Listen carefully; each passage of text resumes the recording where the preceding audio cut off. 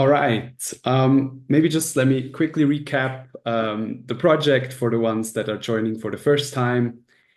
Um, Here you can see the agenda. So we're going to do a quick follow-up from the last public meeting. Basically, going into detail or just recapping what you've your inputs and what we've done with it. Then we talk a bit about communications and community. So what we have planned there, how we want to communicate within the team, but also with you. So we're really eager to hear your feedback there.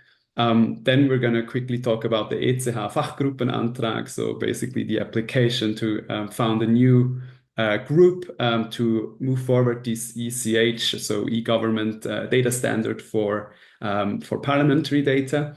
Followed by a save the date for the next meeting, and then Christian is going to talk, as far as his voice allows, because he's a little under the weather, talk about the architecture, and he's going to show you a little demo and feedback. So the second part, architecture, demo, and feedback, that's more meant for the people with that are interested in the technical part. So if you're not interested there, also feel free to leave. But we're obviously happy if you stay for that part as well. So again, just to realign, why are we even here today? We are here today because currently, if you want to know as an individual, but also as a politician, as a member of parliament, or a member of the executive branch, if you want to know, okay, what's happening on a current topic, for example, sustainability in the canton of Zug, but also in the canton of Vaud and Ticino at a given time. It's going to take you probably a whole day to find that out. You're going to have to search the websites, going to crawl through PDFs, and it's going to take you a whole day or maybe even more to compile all of this information. We want to change that. And the reason why this is like that is what you see here, like the problem at hand, because this data is not standardized, not harmonized. Sometimes it's available through HTML or through APIs, but in most cases, we're going to have to deal with PDFs. And what can be like a motion in one country and one canton can mean something completely different or something different in another canton. So we are here together. We want to collaboratively build an open standard and API for harmonized Swiss parliamentary data. And we want to do that for more transparency, for more innovation, but also more participation in Swiss politics. What I think this is, I'm gonna cover two aspects now that I think we didn't really go into detail during the last meeting, and we also had a couple of questions and inputs regarding that. That's why I'm going to talk a little bit about that. We are also as a project. We're building infrastructure. We're building data infrastructure to build other applications on top of that.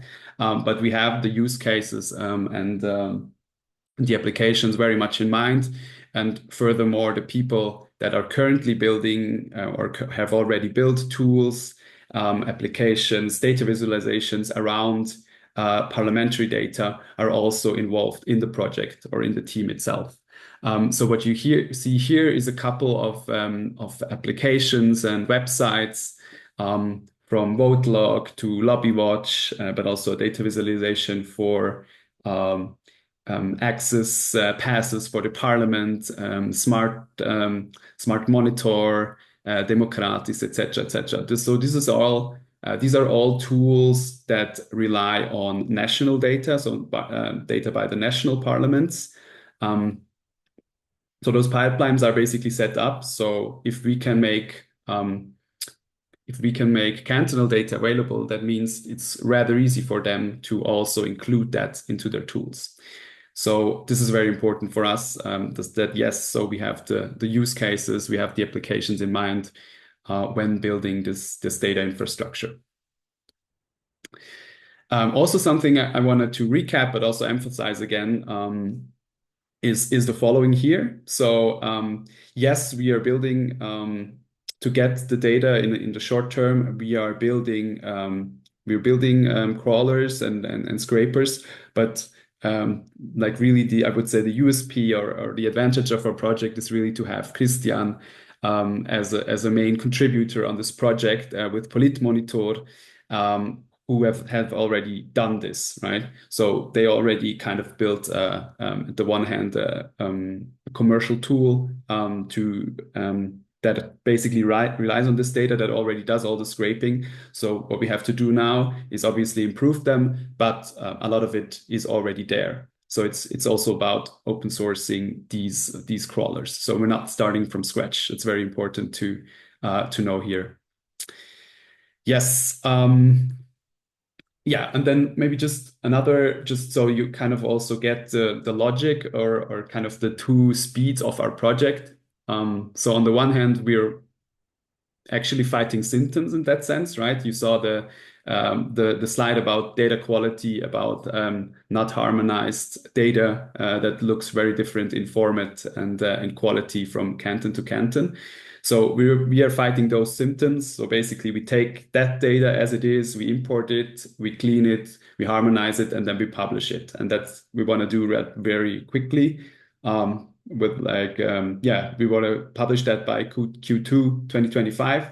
So to really create value ASAP, but also to have feedback loops in place so that people can give us feedback on this API to improve it. That's really the MVP short-term status or short-term approach. Really, again, fighting symptoms here. We want to turn that into a product in that sense. That's kind of the medium-term plan. We want to add again, like we want to improve it by adding your feedback or implementing your feedback, but also create a governance for this thing for this API that is value based, but also have a sustainability / business model for it to kind of be able to sustainably maintain it. Yes, that's kind of the short term and medium term plan. But then on the other hand, we also want to take like a systemic approach to this problem. So we also want to kind of solve it at the core. And that's really why we have this standardization track, so to say. So Christian will also talk about it with the ECH-Fachgruppenantrag in that context. But here the goal is really to create an ECH standard for public parliamentary data and political affairs. Public is in brackets because that's kind of our focus, but this could also turn into something, or that could also be a second or third standards, but also for other entities in that sense. But for us, the focus is really the public parliamentary data. And with this. When this standard, and this is going to be it's going to take a while, right? It's not going to be something that we have a clear timeline for as well. But I think we've successfully kicked off that track, but it's going to take time. And with this standard, we really want to encourage parliamentary services, but also suppliers of these Ratsinformationssysteme. Don't know the word in English still, to implement this standard and publish their data through an open API. So then we will be able, for this project, to also make it smaller and smaller, the API in that sense. So we can really turn off one crawler after another because the parliamentary services, they're supplying the data via an open API in a standardized way already. Yes. And with this, I will start or will conclude the intro and just for everybody to get on the same page. This is again the timeline. You'll find all of that on GitLab as well. Really, we're in the middle of the data import at this point and want to get that done by Q2 2025. Yes, now a quick follow-up from the kickoff. We have taken into consideration all of your feedback from the last meeting. We've added it to a separate GitLab page and answered to it. So you should be able to find everything there. Everything that, also if you feel like I've inputted something and it's not answered yet, please get back to us, write to us on GitLab or also send us an email, whatever you prefer. Christian, if you could do me a favor and send that link here. Then you are able to check it out, but you can also check it out later. We've also taken the requirements from from the last, so your requirements to the API and to the data, and added them to this GitLab requirements page. It's very much work in progress, but and you also can feel free to comment on the requirements there, but also suggest your own requirements. So from now on, yeah, you'll be able to add requirements for the API, but also in other dimensions here. So if you feel like, hey, the API should be able to do this and should be able to do that, and I need this and I need that, add it here so we are able to consider it. And yes, so from now on, we'll basically move or remove it, and you can enter it here. Yes. Then something we've prepared for today to present to you, and we would be very eager to hear your feedback on it. Is the communications and community aspect of it. I don't want to call it a strategy yet, but it goes into that direction. So here we are really we are thinking about, okay, how can we make this community effort? How can we include the right people at the right time? So if you enter this or if you scan this QR code or also visit this link here that Christian is also going to post, you're going to see our first draft of how we think about going at this. We have a couple of target groups for internal and external communications. One is the team, obviously. So team in the sense like whoever contributes to the project. It's the core team, but also kind of when moving more externally, the collaborators, but also supporters of the project. So I would consider all of you that are currently here somewhere here. Maybe also somewhere here. So also stakeholders, that's everyone that's not actively contributing to the project itself, but still has a stake in the whole situation, is somehow involved. Then we have users of the API.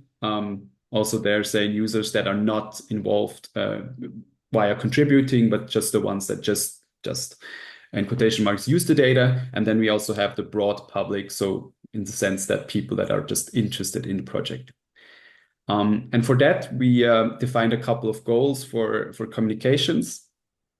So yeah, I will read it out, but you can also read it for yourself. So for the core team members, they want to efficiently discuss issues with the team members to achieve the goal of this common API, open API. Then also for the collaborators, supporters, and stakeholders, they want to be efficiently updated on the state of the project to be able to contribute. Also, as a stakeholder or just an interesting person from the public, they want to easily find just high-level information on the project. So just they're not interested in the details, but they just want to know, like, okay, what is it and what's the status maybe? As a user of the API, I want to easily find information on the API to be able to use it. So it's really from a user perspective. And then as a team member, but also stakeholder or user, I want to give feedback or give input on the project, especially on the API to contribute. And then last but not least, as a potential collaborator, I want to easily get an overview of the state of the project to find out where I can contribute. Yes, so these are kind of the goals for our communication, so for community collaboration. This is also up for debate. So if you want to, if you have feedback on that, if you see like, okay, maybe something is missing, feel free to get back to us on GitLab, but also write in the comments if you think something's missing for goals in terms of communications and community. Yeah, that we would be eager to hear your feedback there. And basically based on this, we have kind of set up a regime for communications and community. So we have a couple of channels that are presented here. I'm going to go from top to bottom. So we currently have just kind of like a website with basic information. That's currently on our website, so opendata.ch project/openparldata, and that's really for high-level basic information on the project. So people from the public, they can check out where does the project where is it at. We have also to post updates on the project. We have our social media channels of openData.ch, also towards basically the public and stakeholders maybe. From Q2 2025, we're gonna switch also what's currently a redirect from openparldata.ch to this project website mentioned above. We're gonna switch that and gonna set up an own website, and there we have the documentation for the API. We're gonna have also at some point the minimal graphical user interface and just some information on the API. And this is really targeted to users of the API in the first place. Yeah. Then we have the GitLab repository or group in that sense. Content-wise, there's the code is going to be there for the crawlers, and also for the API. There's going to be project information. You're going to find out. You can find out what's the current state of the project. But also discussions can happen there. People can give feedback, can give inputs, both of that via issues, like via creating issues on GitLab. And I think what we're currently, or what I'm personally, I think what I would be really eager to hear from you is what we've mentioned here as user story 6. So that's really the sense, or in the sense that it should be easy for people to know where does the project currently, what's the current status, and where can I contribute if I want to. I think we would be really eager to hear from you. What's the best way of kind of creating this overview, or for you to be able to contribute? How do you want that to be displayed in that sense? Yes, and that's really meant for teams, users, stakeholders. Yeah, so if you have any inputs on that, I would be very interested to hear. After I've just concluded this slide.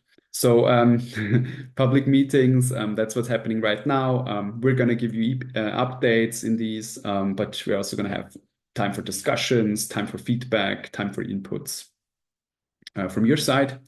That's meant for collaborators, supporters, stakeholders, but also the users and the public, because generally everyone can participate if they want to. Yes. And then second to last, mailing list. That's we're going to send updates through a mailing list. That's where we asked you the last time, what would you prefer? And the majority opted for a mailing list. So there we will send updates regularly. It will also be an option for discussion if you make it two-way. But most of those should be able to take place on GitLab. Yes, and then last but not least, Slack is just as an internal for the core team to have discussions and updates, etc.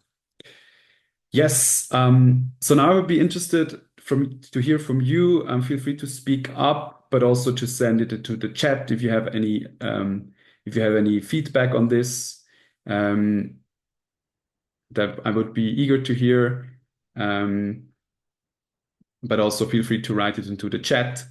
That's both very much appreciated. If you think, this makes sense for you, do you feel, and especially, how would you maybe prefer to be informed or to be updated on where the project currently stands, or how would you want to see this information? But also, do you feel like you currently know what's happening, you're informed as well, or do you feel like, hey, I would want to participate, but I don't really know how? All of this would be very interesting for us to hear.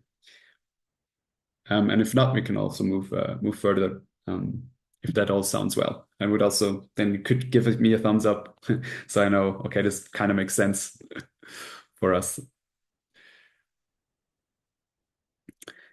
Thanks for your question, Thomas, about Slack instead of Matrix. I totally agree. The thing is that we were trying, we're using that as openparldata.ch, which is obviously something that's not beautiful in that sense. We're also thinking about moving. The thing is that with Matrix currently, some organizations that are friendly with us, they have a lot of problems with Matrix. So that's another issue in that sense. But we're currently evaluating to move to an open source tool there as well. It's always a matter of, I guess, pragmatism to that sense, to that extent. Cool. If there's no more feedback, I would move along and hand it over to Christian. Do you hear me? Yes, hello from my side.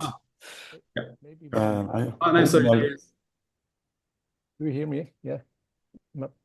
Matthias, yeah. Matthias, yeah, I'm one of the members of parliament, so I'm very interested to know the project. And my question is, how do you, before the project, before it's starting, how do you involve the members of parliament? Maybe they will have some additional ideas what I can offer or wanted to bring in it and as a object and subject and object of the platform here. Maybe do you have a group of parliamentarians involved before rolling it out? Yeah, that's a very good question. And we were starting with that. It's also actually quite cool. We have on Friday, I think, we have in the, because now maybe I have to start from the beginning. So there's a data hack that is Bern happening on Friday, organized by one of the co-founders of our association as well, André Gollier. And we have a workshop to kind of set up or kind of ramp up and also create challenges for this hackathon. We do have a meeting with parliamentarians from, or workshop with parliamentarians from the canton of Bern. That's one thing that's happening and we're also kind of input our API there.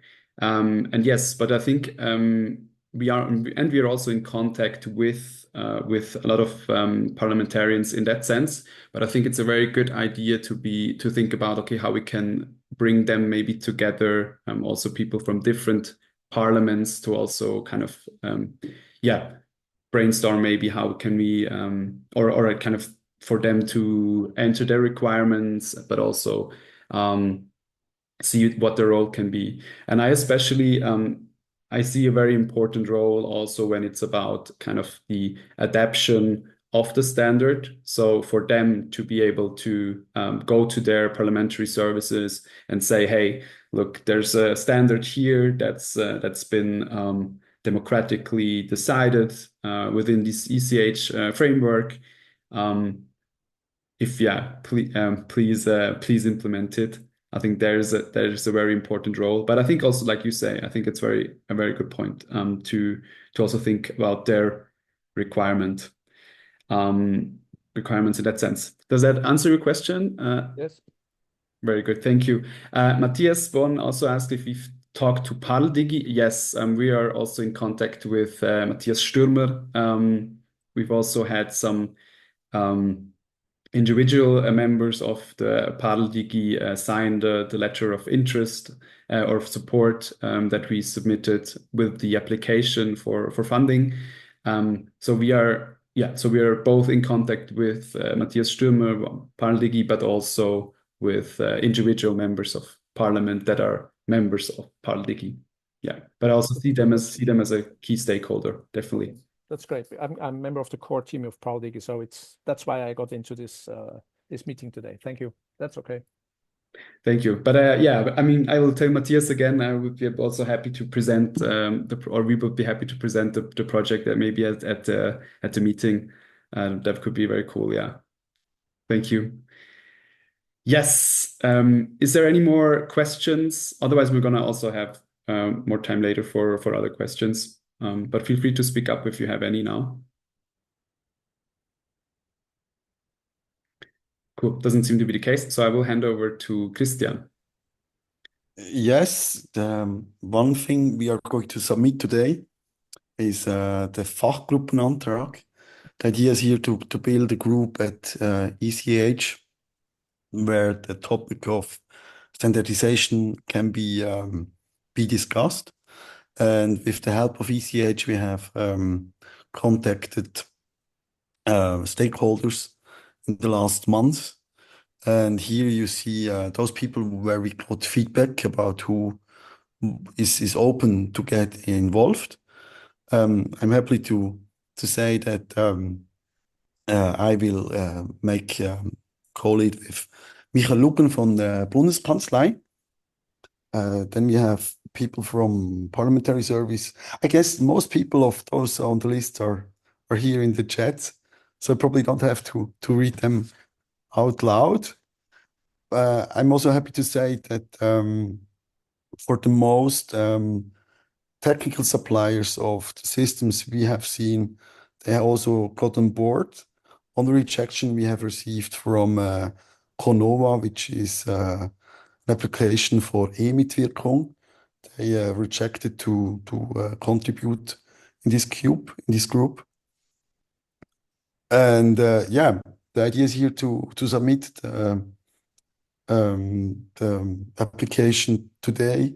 Then it has to be approved by the board, and hopefully we can then start in January or February to work on a standard. And then I'm happy to meet all of you then later on.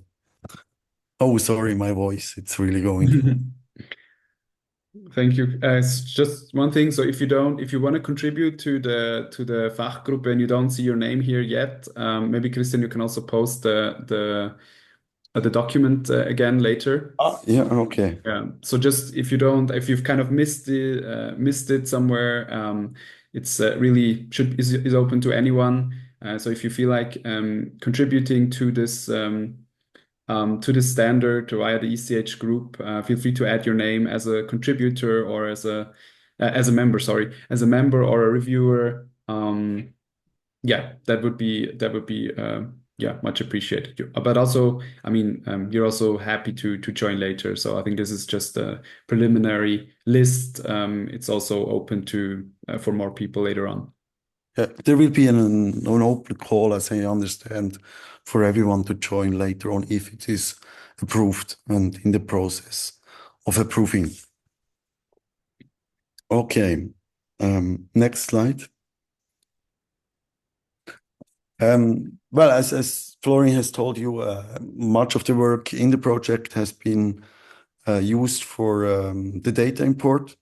We haven't started from nothing.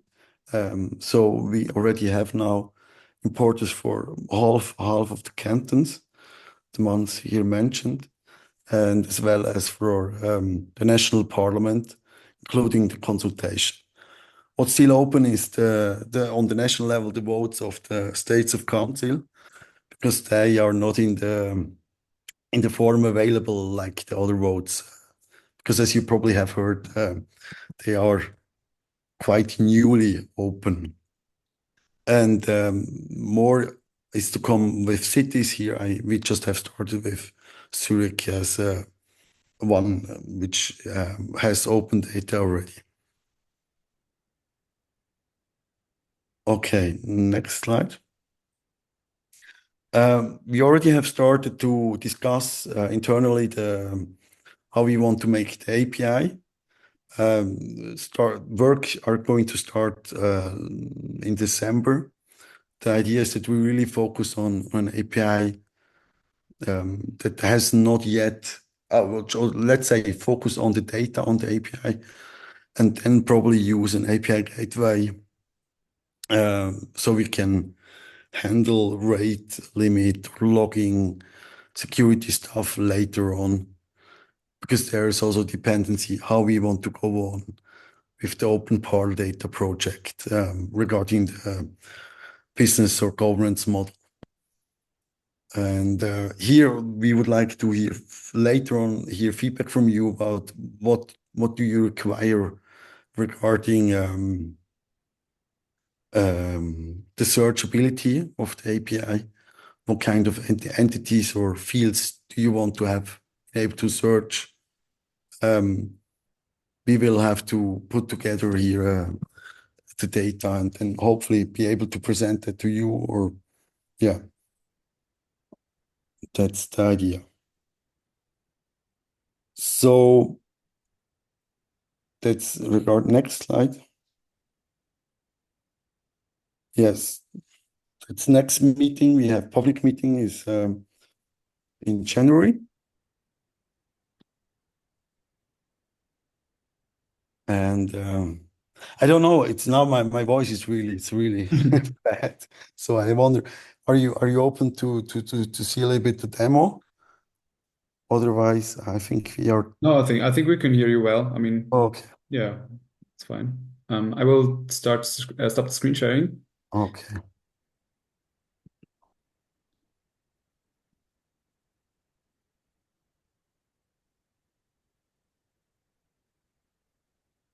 Okay. Do you see my Yes. screen? Okay. Well, basically, just wanted to show you. You can go to GitLab, um, and there you can see. Actually, we have several projects here, and the one with the data import, which I'm going to focus on, is the data infrastructure. And we added a README here, so you can follow that. I guess the idea is that we will host this whole data import model as well as the API. So you don't have to do that, but actually you should be able, because it's open source and we have designed it that way that you can also download it and run it on your side. So you can download this repository. Then you have, as also shown in the README, you still have to, well, you have it here, then you have to configure. There's an example environment of a very env file. So you have to copy that and make your own password for your database connection. And the same goes with the hop configuration. There are also example files which you have to rename and then set your own passwords. And actually then you're already good to go. So I just assume you know how to start Docker. You just, well, let's say, you go to the place where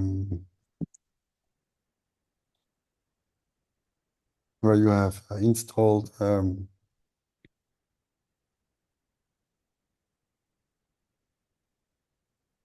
the Git repository. No, not that one.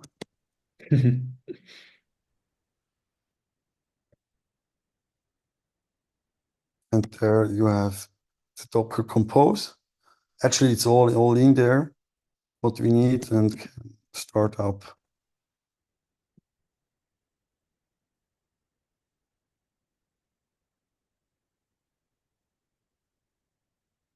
And then you see in Docker, you have 4 containers.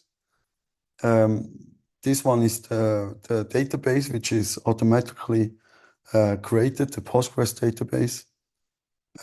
You have the hop instance where we do all the import stuff. There's also an instance for Splash, which is sometimes necessary if there is a website which does tricky stuff with JavaScript, which is not easy or JavaScript on the user side. And there's a backup. And now when you have started, we have implemented that it already imports data we have already collected, so you don't have to start again. You can do start fresh, and then you would have to remove in the start script here this file. Then you have a simply empty database. Then can start the process. So you have locally running a database and can connect to that with the local host.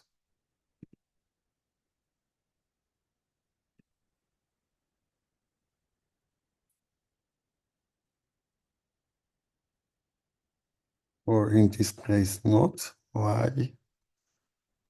Ooh, that's a A bad. classic live demo, huh? Yeah, but what's the issue? It's running.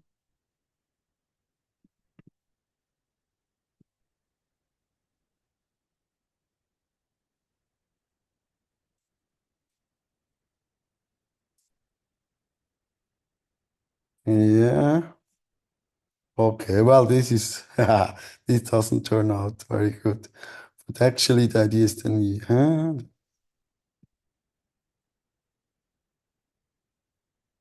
no, it's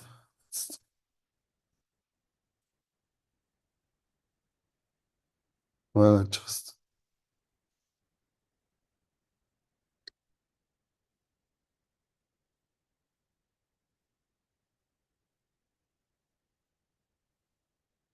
looks.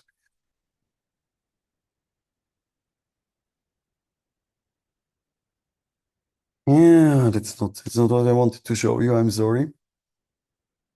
That's not probably. Well, no, I can't. Well, I have to look into that later on.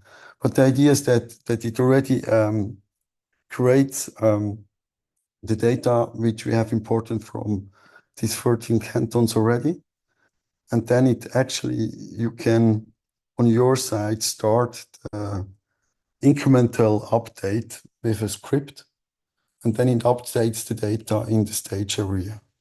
And maybe just to show that here on this part, the general idea is that actually we have a daily load.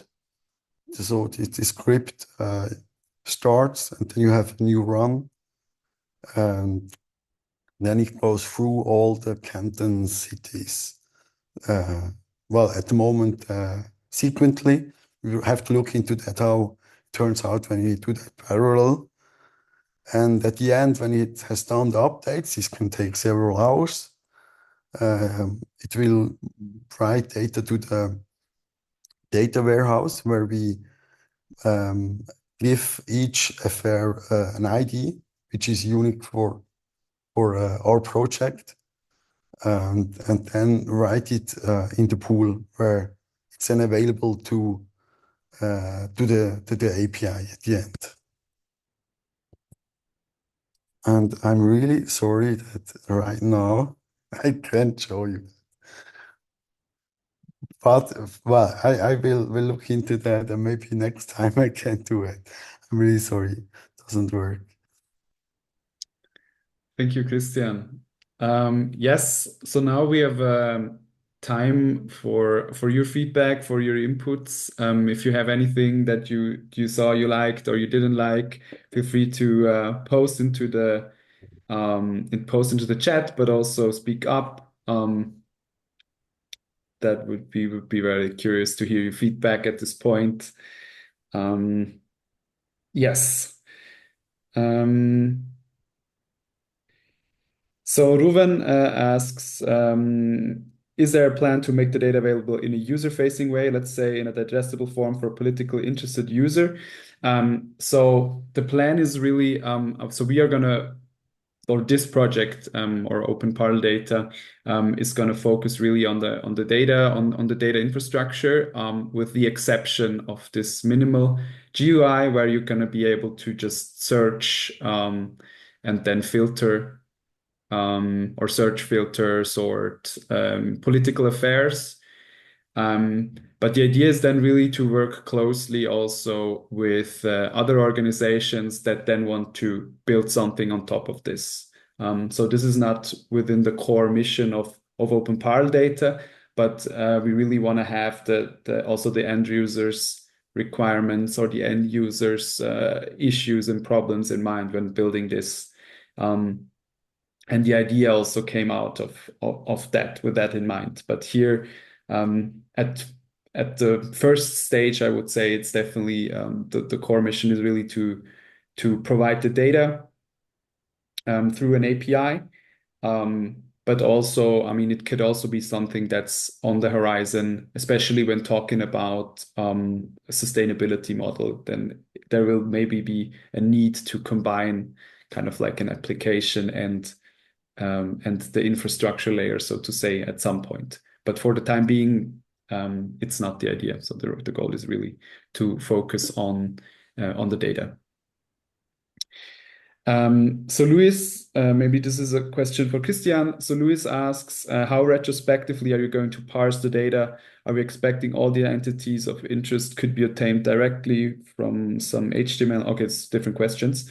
So first one, maybe Christian, how retrospective we're going to parse this data? Yeah, actually, I guess we try to get all the data which is online since, I don't know, since 2000, which is available, consumable easily. I mean, uh, often you see the system starts since 2005 and so on. So actually, when the data is good available at the website itself, we go already into data. For example, Zurich, they have started voting data is only available in the new solution they have with recap, but we also have started there to extract the voting information from older stuff. Actually, for example, I can show that. Actually, I just seen that the problem was it took quite a long time to load the data completely. And if you here, for example, you can see we have voting information from Zurich, and this goes back to 2003. Oh, 13. Well, actually, the new solution actually just started in 2000 and I don't know, 2020 or something.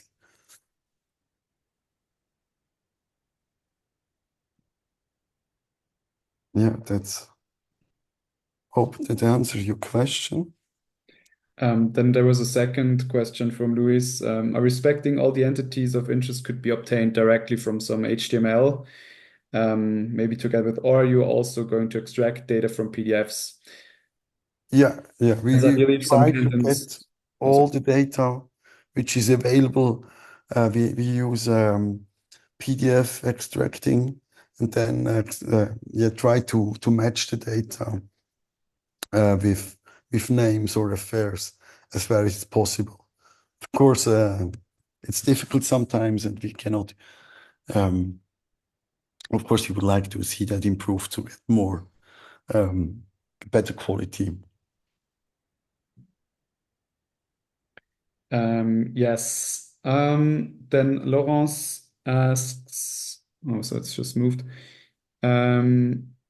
Can you tell me a bit more about what you mean by standardizing? Are you talking about creating unique MP IDs, so members of parliament IDs, or question mark?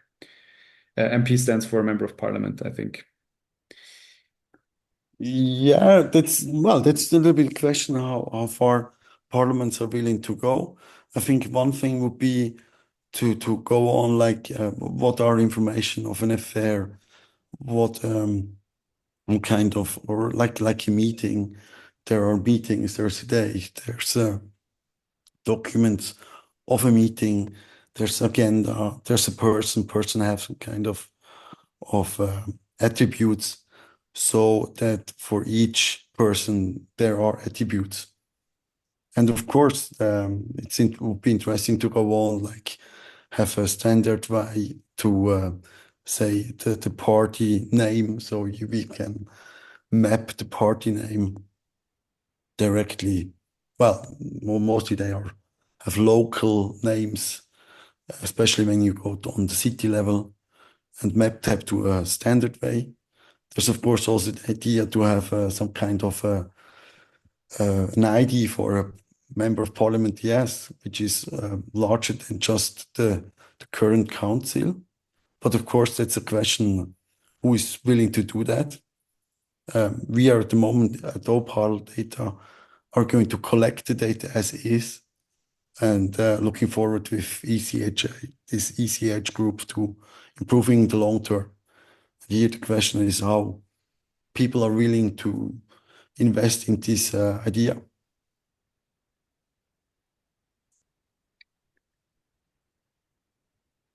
Perfect. So Mario asks, what is your preferred way for suggesting possible API endpoints and tie them to user stories? I guess the API will get its own repo, or does it already have one I missed? We probably will, yeah, it's not yet. We will probably use it, we'll include it in the Docker Compose service. So it will be able to interact with the database. And I would suggest that we will, well, we have, or as you see here, we already have entities which, yeah, we can propose, and then you probably can give feedback. I mean, one question, for example, is um, right now we have here docs, and here we have documents which belong to affairs, but we also have docs which belong to meetings. But here's also a question: should we provide this as an own entity, which is then meeting docs, or is it okay if you at the end grab the information simply from docs where you have to, yeah, can see the docs then here. But my suggestion is we provide the entities, and then we hope you can then give feedback what information you need or what's not clear in that case.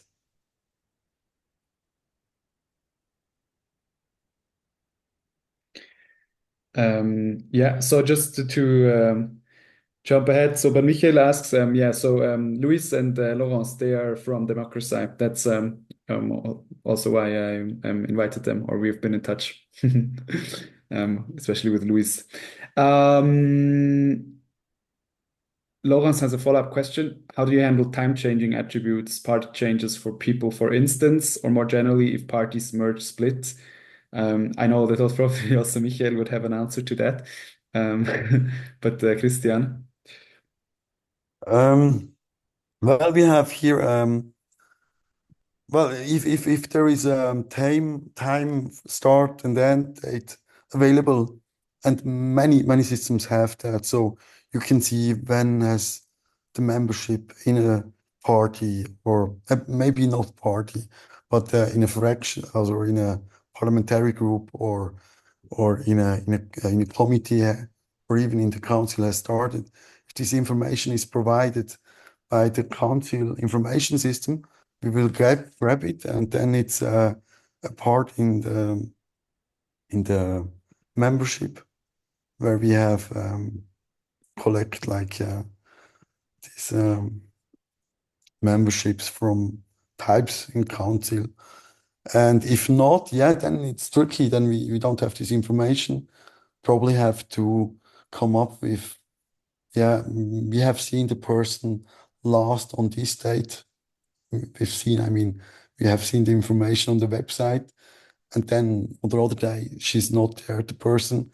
So the person probably has left, which then we can say, well, the membership has terminated.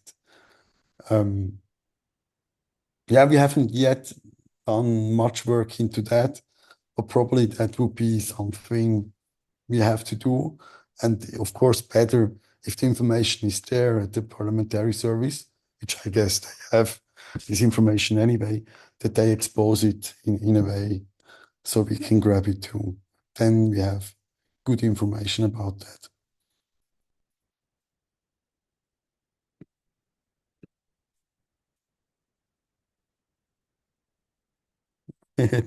It's okay.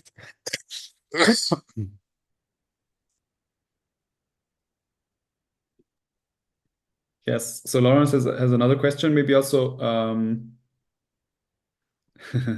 but also if other people have questions, I mean, we can Okay. tackle this question, but also can also maybe set up a separate meeting for that as well, to answer all of your questions. Thomas, but maybe we can take it at the end. Thomas asks, do you have an UML business object model of the data? No.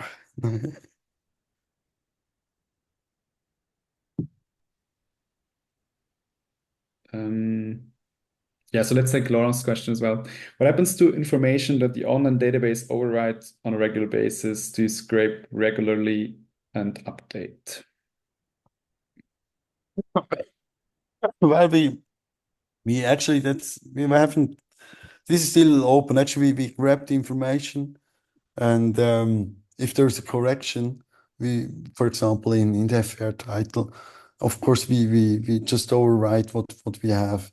If we will, for example, if there are,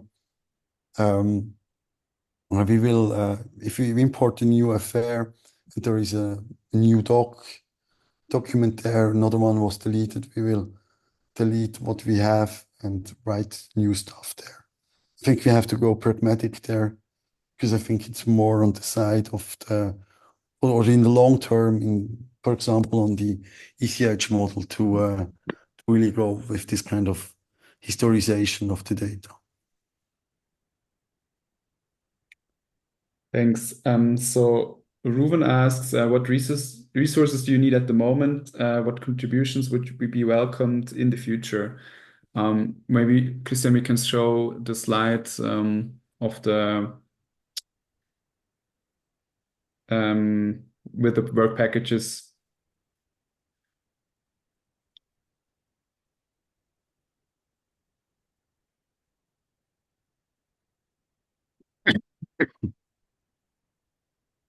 Um, well, right now we are in the middle of this data import. Um, of course, you can contribute there if you want. Uh, Also, I mean, it's all open. You also can go into that and see how the import works, but probably that's too detailed for you. I suggest you go when we have something here in the REST API. I think then it gets more important for us to see to recover your needs, or are you satisfied with the quality? And of course, in the long term, this would be perfect. So that you also say you have a need on the data, and then also, yeah, you can make sure it's at the source. I think you were breaking up a bit there, or was that just me? Um, yes. So I think it's especially, I mean, we will make, and I think that's also comes like you, Ruben, your question comes down to what I've trying to ask before. I think we have to also make it clear maybe on one like GitLab page or just where we're at currently, and this is kind of the tasks people can contribute to. I think to have like this overview. Um, like easily accessible. I think that's key. But generally, I mean, very critical feedback. Hey, are we doing this the right way? Like we're currently doing, is much appreciated when it comes down to the process or anything. So we're very eager to hear that. But I think, yeah, so I think probably it would make sense to just have like one page on GitLab that just says, hey, this is where we're currently at. This is where you can contribute, when, how, um, kind of just table. Maybe that makes sense. Um, Or maybe Thomas, to be honest, I'm not so sure what you mean with UML business object model.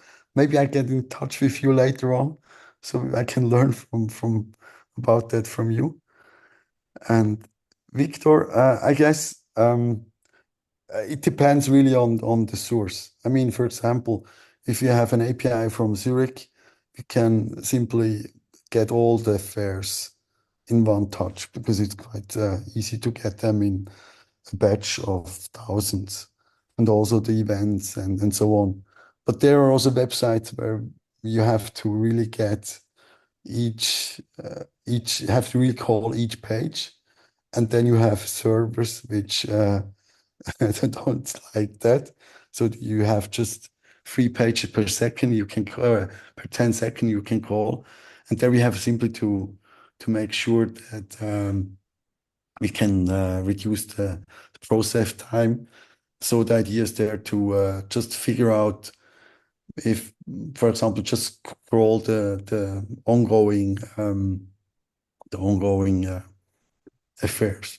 This is also what we do on the federal level. So you won't scrape all the data or get all the data all the time, but just the changed one if the API allows to see that.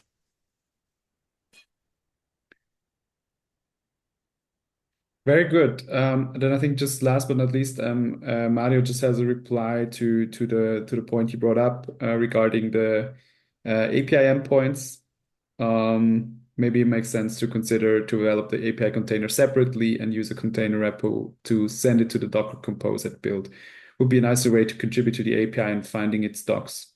Yeah, I don't Thanks for the input. Yes. think that sounds very reasonable. All right. Is there anything else you wanna input or feedback? Otherwise, feel free to send us an email or me an email or to Christian. Also, feel free to comment, raise issues on GitLab, add requirements. We're gonna try to, as soon as possible, also make it easily accessible and clear where people can contribute, how, when, what. I think that's kind of crucial here. Um, and yes, with that said, I would just again want to remind you, we'll send an invite out soon. We're going to have the next meeting. I think it's the 28th. Yeah, the 28th of January from 11 to 12 again. Um, yes, if you have anything until then, please feel free again to send us an email. And otherwise, thank you very much for contributing to this. It's been very fruitful, maybe a bit back and forth. We'll also probably try to do a better job at structuring this next time. But thank you so much, and see you soon. Happy Christmas. Okay. Bye, everyone. Bye.